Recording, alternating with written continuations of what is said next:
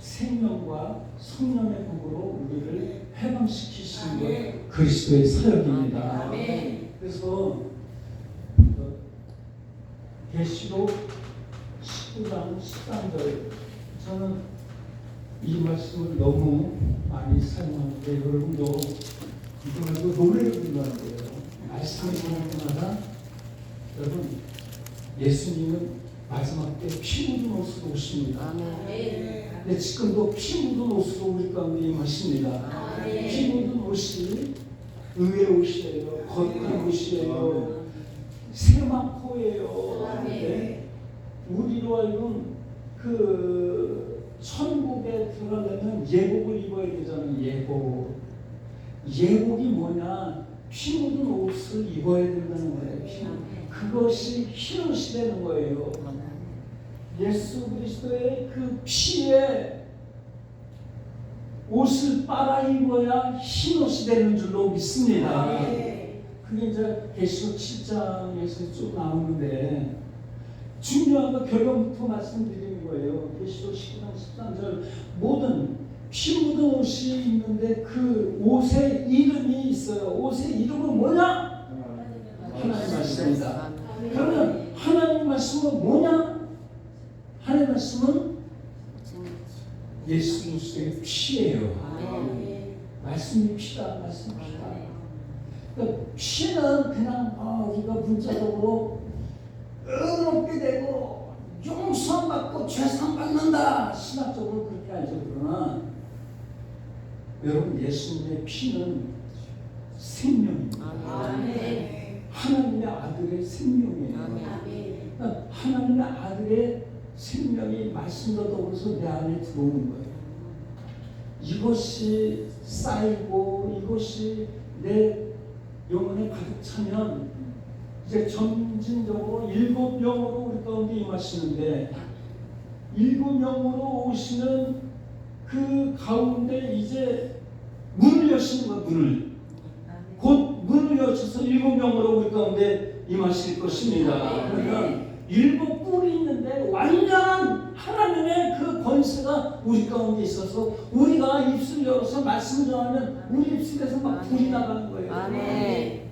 그리고 많은 사람들이 우리를 원수, 우리를 조롱하고 우리를 핍박하고 박해하고 죽이려고 하는 사람들이 우리가 말씀을 전하면 그 말씀에 의해서 막 죽어나가. 엄청난 권세가 우리 가운데 임할 줄로 믿습니다. 그러니까 말씀이 인격이에요. 생명이라는 인격. 그러니까 말씀이 하나님의 그 뜻, 하나님의 어떤 계시, 하나님의 뭐 어떤 계획, 하나님의 마음만 이렇게 생각하고 지식적으로 알고 있었는데 이 마지막 때는요, 말씀을 읽고 기도하면요, 주님의 음성이 들리고 계시의 영으로 그 말씀이 생각이 나서 말씀이 주님의 음성으로만 들리는 거예요. 그러면 주님이 막 그 말씀 가운데 얼마나 기대하고 얼마나 사랑하고 얼마나 그 말씀으로 나를 인도하시는지 그거를 체험하게 되시기를 바랍니다. 이건 뭐 지식적으로 아무리 그냥 제가 오늘 엄청나게 준비를 많이 해갖고 왔어요. 근데 이거부터 시작하고 나서 그 다음에 차근차근히 말씀을 한번 들을 수 있도록요. 첫째는 제가 아까 말씀드린 것이 뭐냐면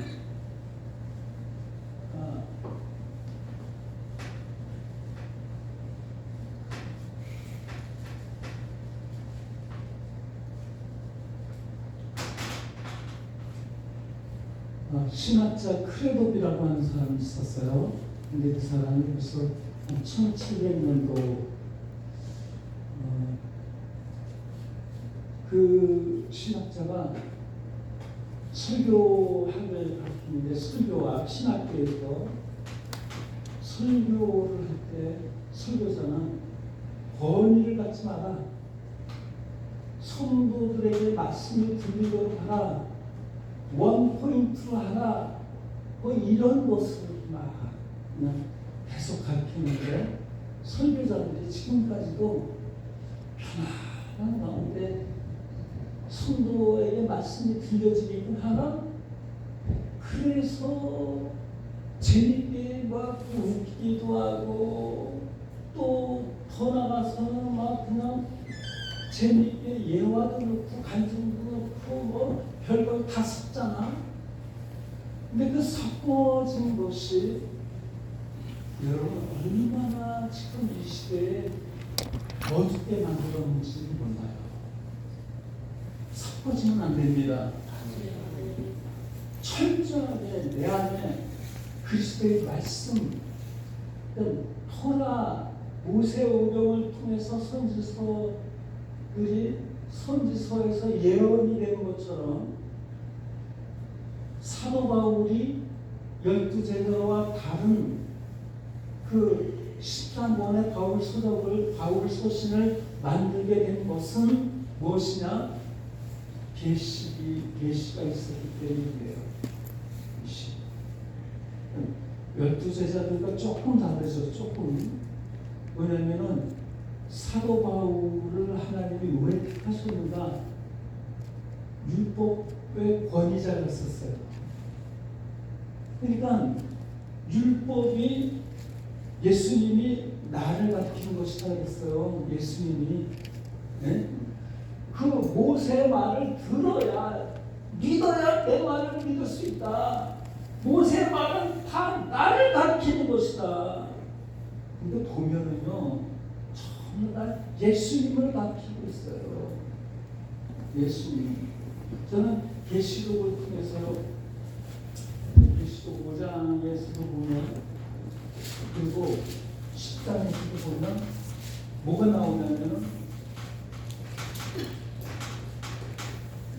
두루마리가 나와요. 두루마리가 뭔가요?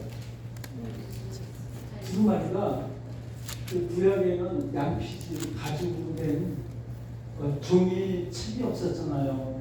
그래서 가죽에다가 칼로 조각을 해가지고 막 띄어가지고 글을 써놨는데 양쪽에 막 돌려. 그 가죽이 드르륵 소리 나였을 때 이쪽으로 가면서 펼쳐진 거예요. 말씀이 여기에 그 감겨져 있었던 말씀이 이쪽으로 옮겨져 가면서 말씀이 읽혀지는 거예요. 이게 두루마리예요. 안 읽을 때는 막 해가지고서는 저장을 해놓고, 읽을 때는 쫙 펼쳐서 어디 읽어야 되겠다 그러는데 돌리는 거야. 막 찾는 거야. 이게 두루마리잖아. 네? 근데 계시록에 책이라고 하는 단어도 나오는데 왜 두루마리라고 했을까? 계시록을 알아야 돼. 계시록은요 404절인데 몇 절이요? 404절인데 278절 가운데 토라가 들어가 있어요. 그러니까 68%가 토라, 모세오경이 들어가 있어요. 일단은 이 계시록을 작은 두루마리라고 그래. 이 작은 두루마리를 먹는 자 예언하게 되리라. 우리 계시록 10장 9절에서 10절 한번 쭉 읽어봅시다.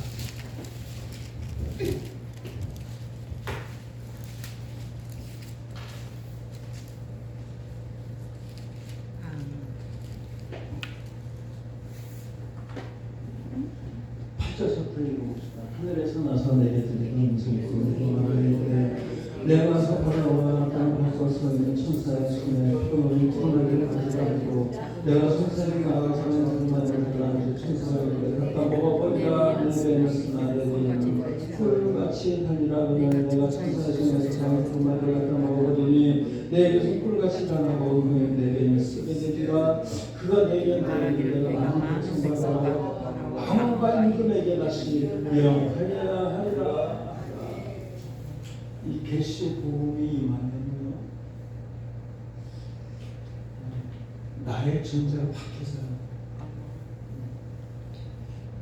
저도 제가 참 한없이 하찮은 존재였었어요.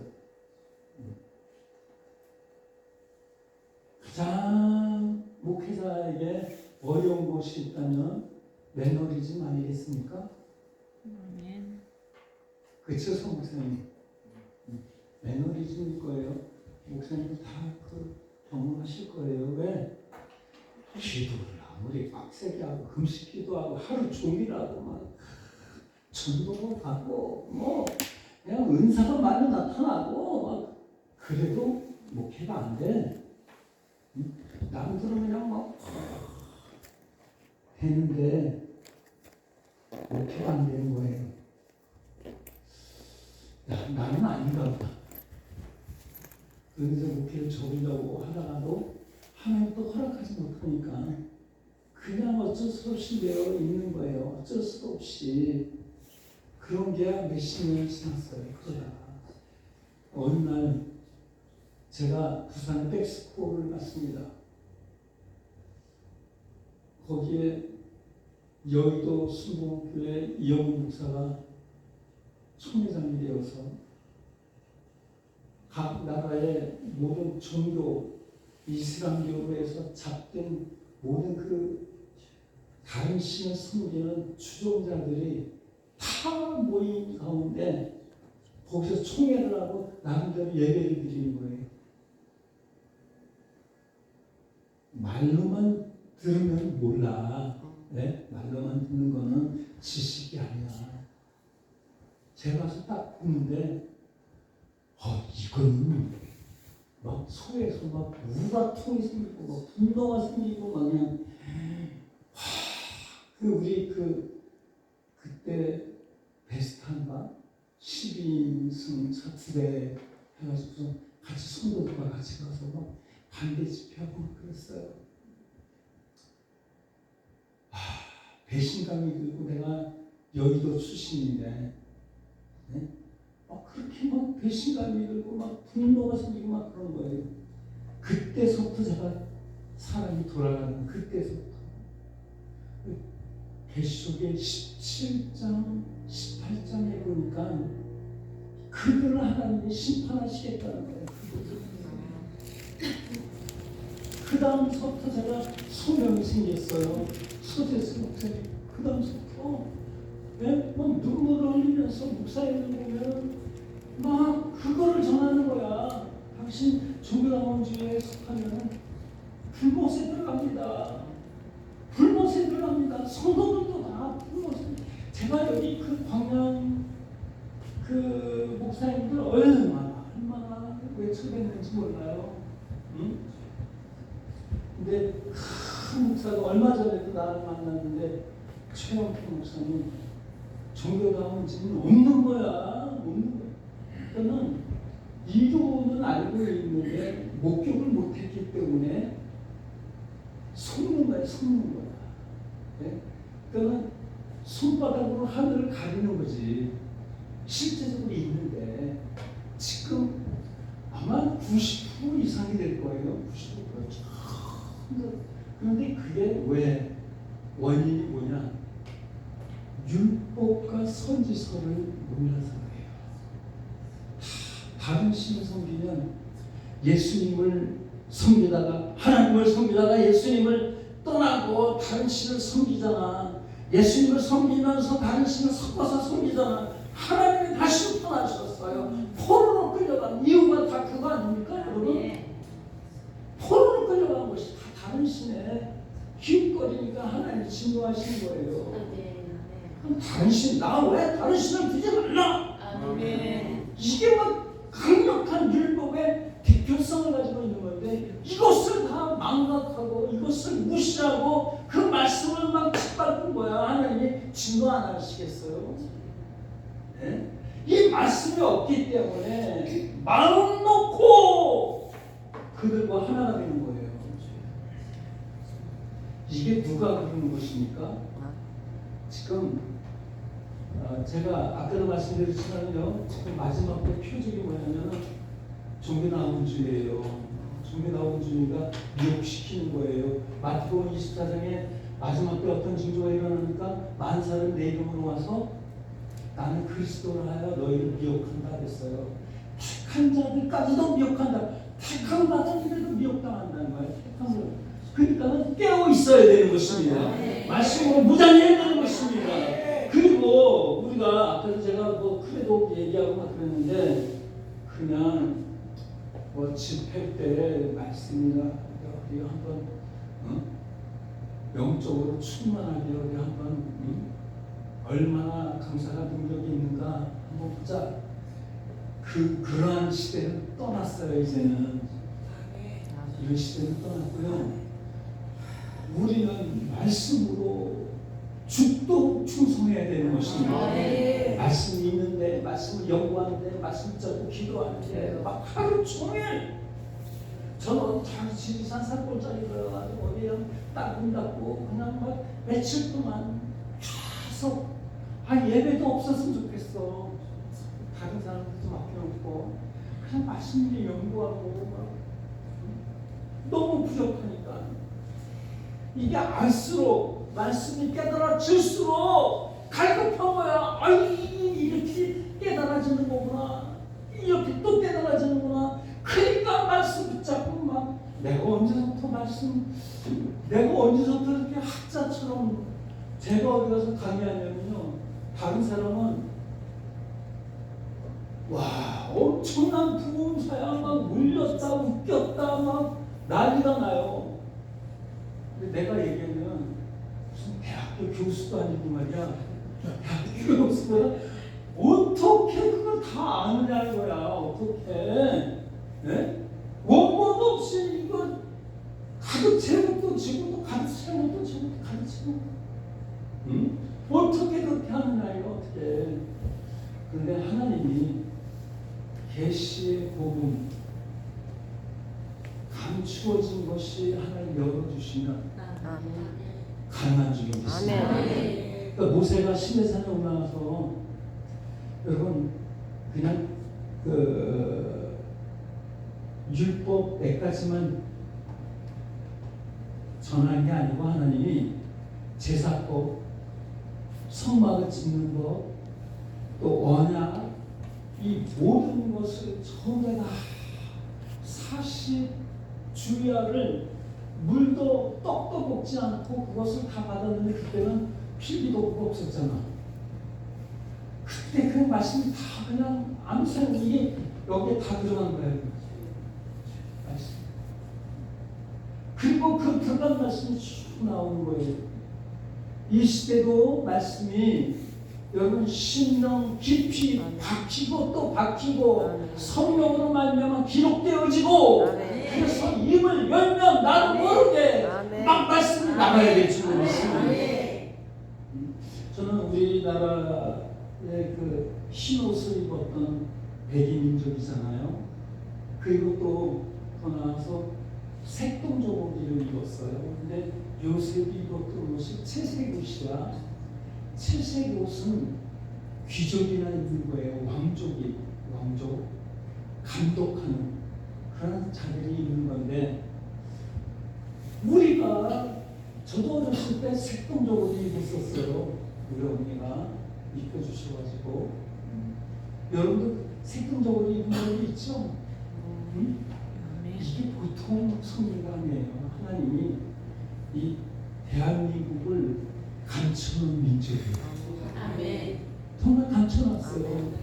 그래서 무슨 지금 마지막 때 열어주시는데 그 나 같은 최영태 목사 나 같은 별 볼일 없는 쓰레기 같은 놈이 이렇게 그냥 막 목사님들 앞에서 선교사들 앞에서 막 말씀을 이렇게 그냥 막 계시의 복을 전할 수 있다는 게 이게 특별한 하나님의 섭리인 줄로 믿습니다. 이게 보통 은혜가 아니에요. 그러니까 감추어진 것이 드러난다. 이게 사람을 완전히 녹여놓는 거예요. 새롭게 새 옷을 입히실 줄로 믿습니다. 새 옷. 제가 갈라디아서 3장 26절을 이렇게 보면은 그리스도 옷을 입어야 된다. 예수 그리스도 믿는 자는 세례를 받고 그리스도의 옷을 입어야 된다. 하나가 되기 위해서 그리스도 옷을 입어야 된다. 그리스도 옷 입고 있습니까? 아멘. 아멘. 그리스도 옷이 뭐예요? 믿어요. 믿음. 믿음도 맞는데 이 말씀. 그 말씀이라고 해서 왜 그리스도 옷이라고 그럴까?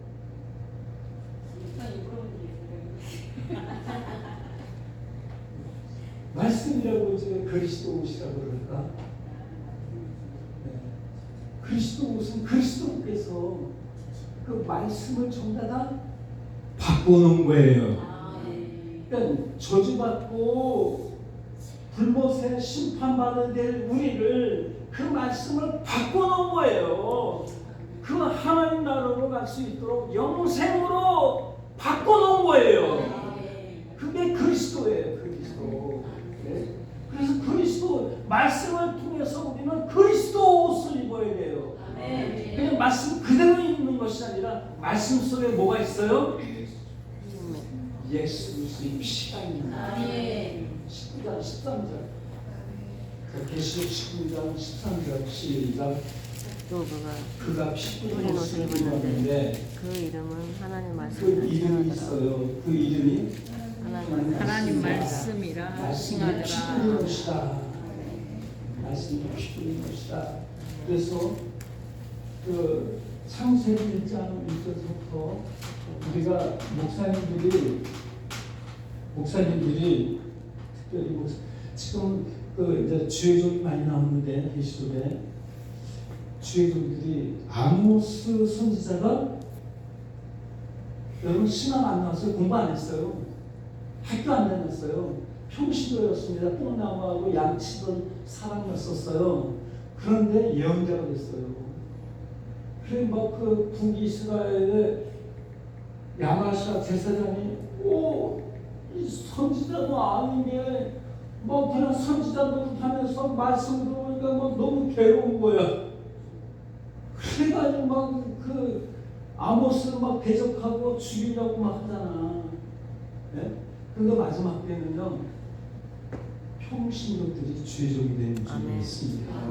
평신도 아모스처럼.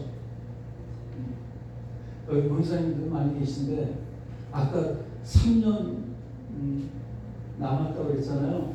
3년이 이제 만약에 정말 3년이라고 그래봐. 그러면 3년에서 7년 한 미래가 7년인데 7년에서 1260일 42달 한때 듣때 반때 그게 지나고 나서 30일과 45일 다니엘서 마지막 장에 마지막 절에 그걸 얘기하고 있어요.